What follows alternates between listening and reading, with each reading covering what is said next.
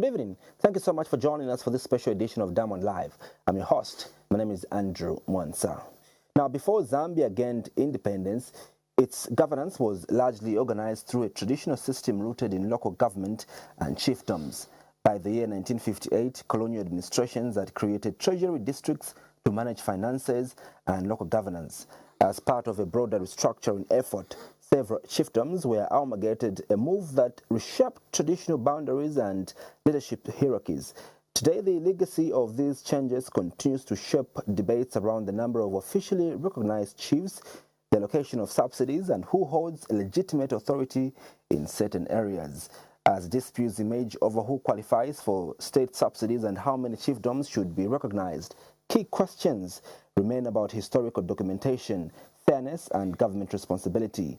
So how did we get here, and who should take the lead in resolving the current disputes? On this special edition of Diamond Live, I'm privileged to be joined in by Chavuma Member of Parliament, Honorable Lumai Victor, to discuss these issues that are of great importance to our country as we look at the historical background, where we are, and how possibly these issues may be resolved. Honorable, thank you so much for making time to be a part of tonight's edition of Diamond Live. Thank you, my brother. Thank you to our viewers. It has been very long since we sat on this special chair. I call this a special chair because it helps me to discuss various issues with the people out there.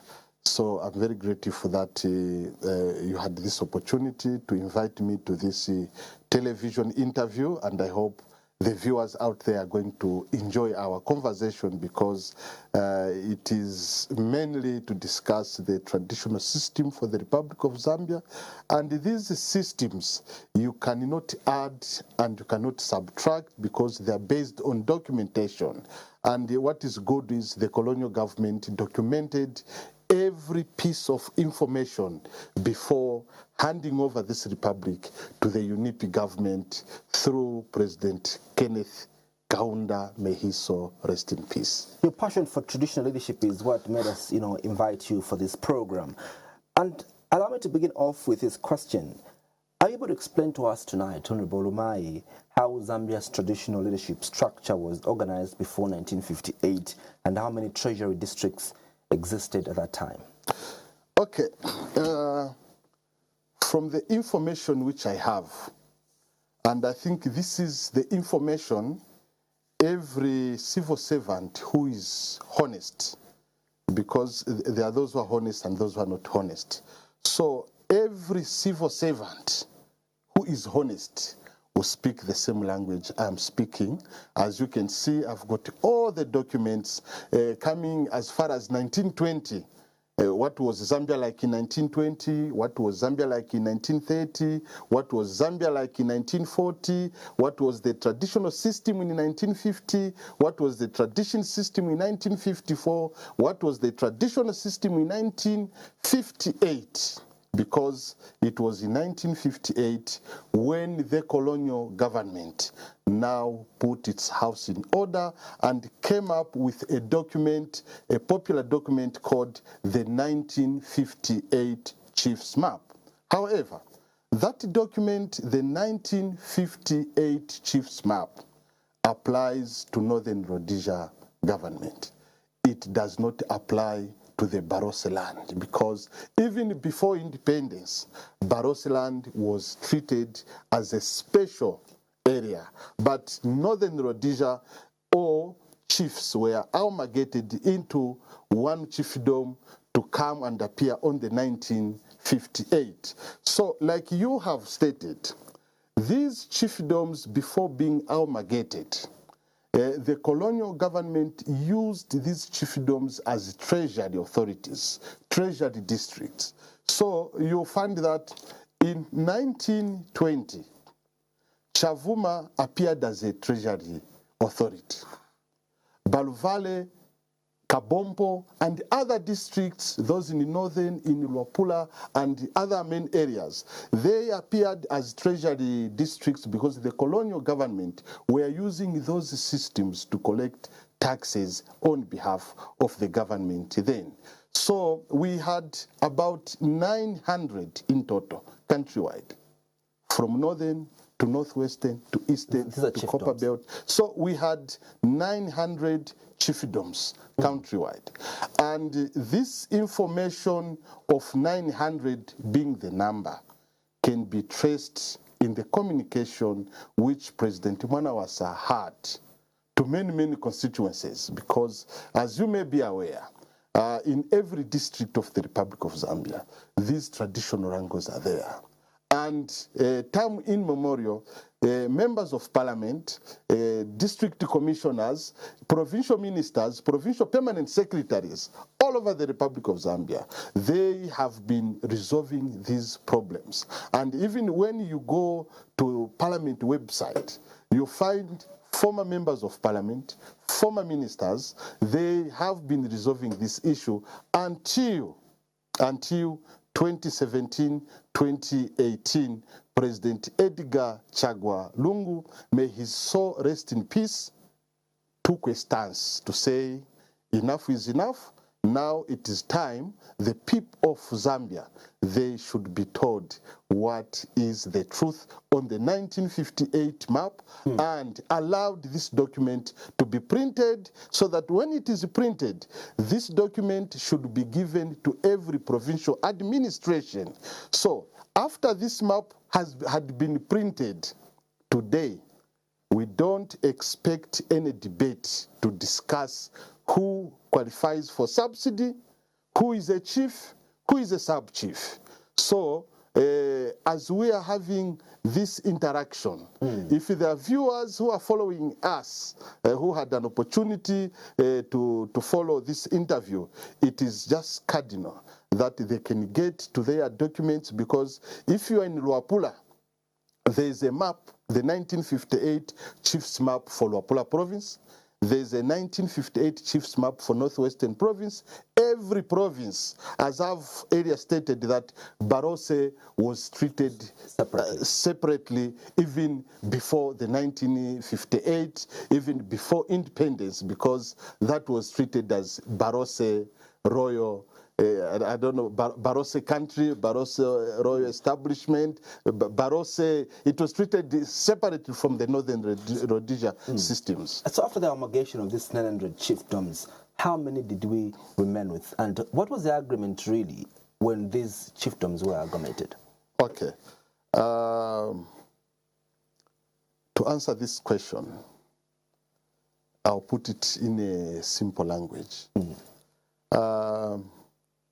Before our amalgamation, like I stated, Zambia had 900 chiefdoms. So, in an area, the colonial government, maybe they'll find there are mountains from this point to another point. Then maybe there's a river from this point to another point. Then they'll say, would want to create this as a chiefdom. So they'll interview the chiefs who were in those areas, the headmen in those areas. So you find that maybe 10 chiefs in that area, after being interviewed, they will recognize that us, we should be called Chinyama people, for example. So after everyone has agreed to say, us, we fall under Chinyama. So you find out of 10, the 9 have recognized Chinyama as being their supreme leader. So these 9 will now be amalgamated. They will be put together. They will become subsects, because a sub-chief now, we call them subsects of a chiefdom. So you find the 9 will no longer exist as chiefs. Instead, they will exist under the name of Chinyama. Some of these, chiefdoms, and perhaps we could even start with where we are here, in Lusaka, and look at what the map says, which chiefdoms, are recognized. Director, if we could have, the map of Lusaka be displayed on the screen for us to look at the chiefdoms and appreciate just how the demarcations look like. Do you have the map of Lusaka? Yes, we have got Lusaka province, on the map there, Honorable. What are we seeing there?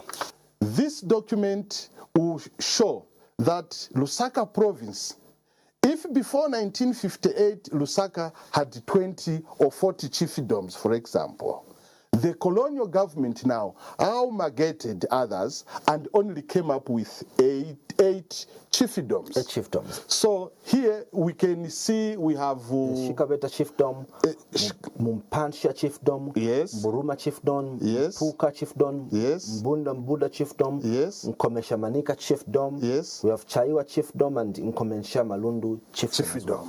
Now, you have mentioned Lusaka has got 8 chiefdoms. Yeah. So now, when it comes to subsidy, subsidy is meant to help Chief Mpuka, who is on the throne, to run this chiefdom from this point to that point, from this point to that point. Yeah. So, as long as there is a person under Chief Mpuka, him being a headman, him being a sub-chief, him being a whoever, who is not Chief Mpuka, getting a subsidy, that subsidy becomes irregular. So I 100% fully support the civil society organizations who raised the alarm that there are people who are receiving subsidies at the Ministry of Local Government who do not deserve those subsidies. So, what kicks in, my brother? For example, on the Chief Nkomesha, I'll use Nkomesha as an example. Yeah. If last 20 years, there is no chief on the Nkomesha throne arising from family wrangles. Some chiefdoms would go for 30 years, 40 years, 20 years, without families agreeing to say, now we have settled on this one. So chiefdoms will remain vacant.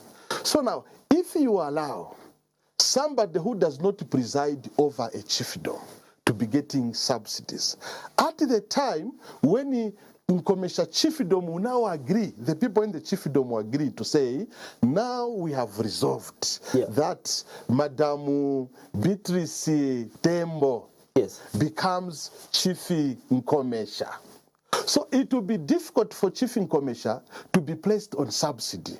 The reason is simple, because from the 286, which is supposed to be the establishment for those who qualify for subsidies, there is somebody who doesn't have a chiefdom. So now, when you want to bring in Chief Nkomesha on subsidy, it now becomes politics in the ministry. When you get to Northwestern province, these are the chiefdoms which the colonial government handed over to the UNIP government. 33 of them. Now, we have got Chief Kasempa here. Okay? So, for example, if somebody under Chief Kasempa is now claiming to say, I'm Chief Waitwa, under Kasempa here, the permanent secretary for Northwestern Province, the provincial minister for Northwestern Province, the commanding officer for Northwestern Province, they are supposed to have these documents in their offices, including every police officer in charge from any district. So now, if the matter being discussed is under Kasempa district, the police officer in charge in Kasempa, Chief Kaitwa, who is claiming to say I'm Chief Kaitwa under Kasempa, is not showing on the 1958 map. The police officer in charge must not wait for the commanding officer from Solwezi for instructions. The officer in charge in Kasempa is supposed to call Chief Kaitwa. Sir, you are impersonating as Chief Kaitwa.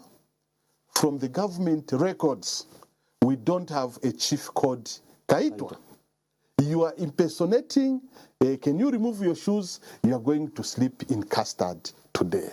So if the security agencies, they have been doing that from 2017 to date, no single sub-chief, no single headman, no single individual was going to be impersonating to claim their chiefs. So this issue of people popping up, even when you know yourself to say, me, I'm not supposed to be called a chief. Yeah. It is arising because our friends in uniform, our friends running provinces, I'm not saying all of them, some of our friends who are running provinces, some of our friends who are running the security wings, some of our friends who are district commissioners, they have got no voice to tell of such individuals to say, sir, as we are civil servants, we are not politicians, we are here to maintain law and order. So now, the issue which the civil society organizations brought on board, Yeah.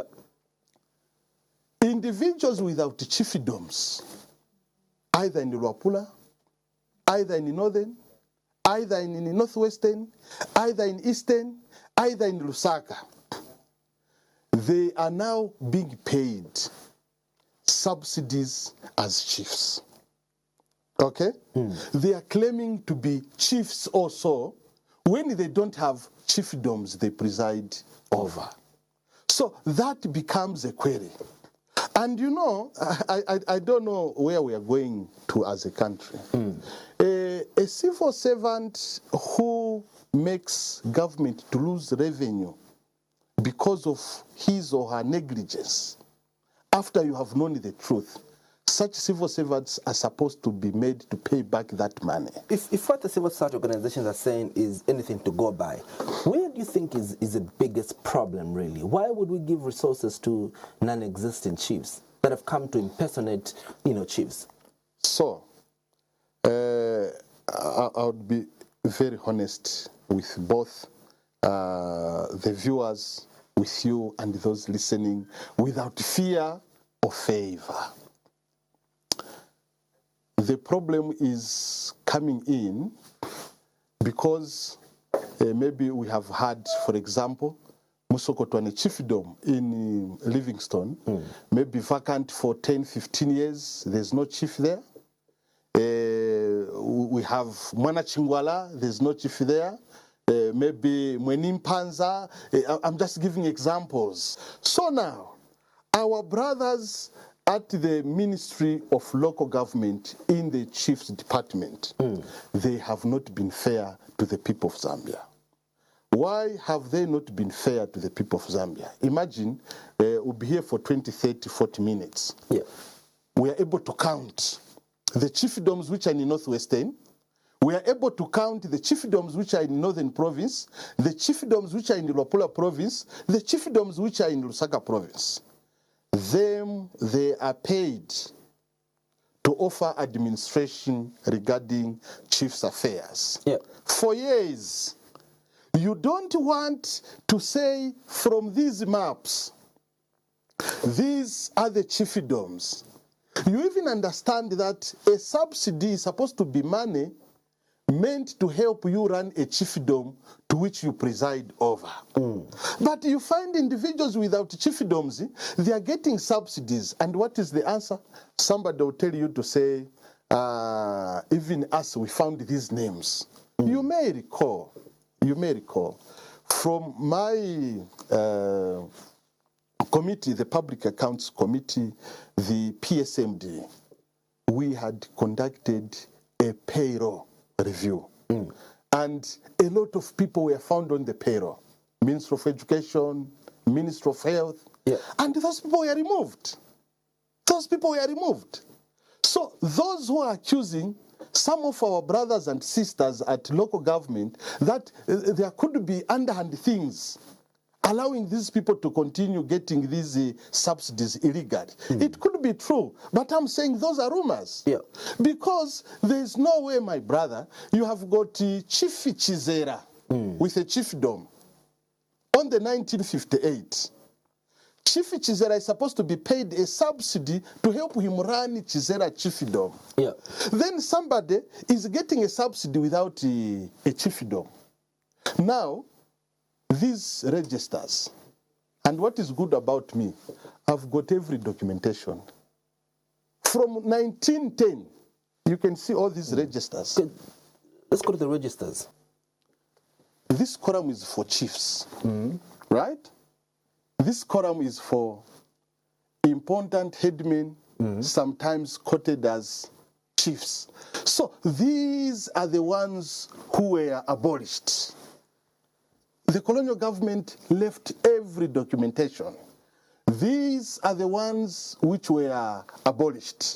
So now you find, if you have got Sub-Chief Mwasempangwe, okay, in the column of headman, and then Sub-Chief Mwasempangwe is appearing under Eastern Province. He is also appearing under his chief here in Lundazi. So it is just proper to say how many sub-chiefs are in this column.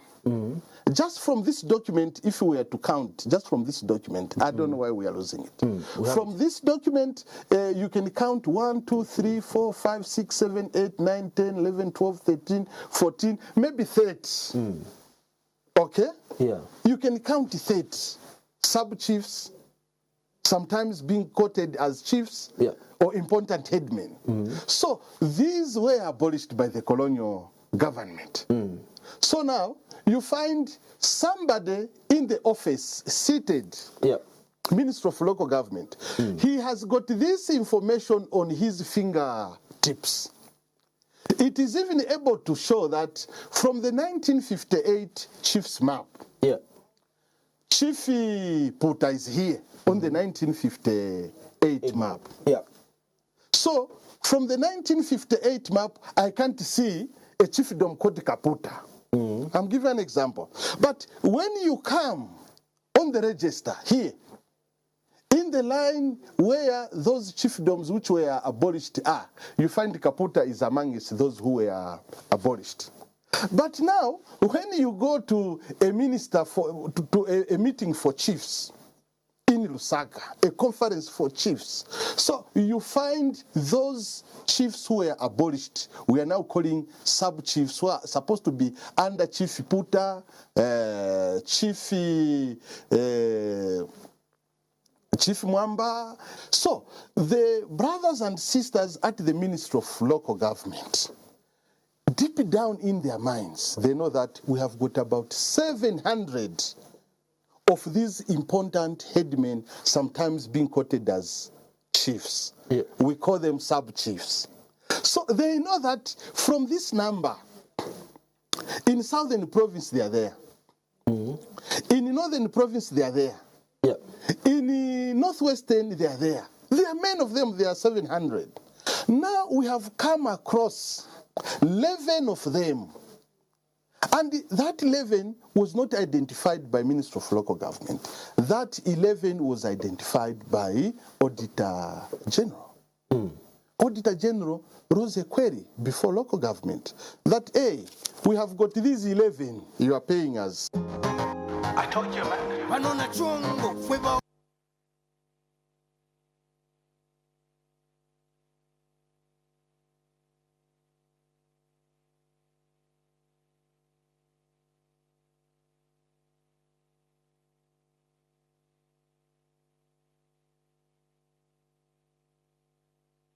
Bemba, right?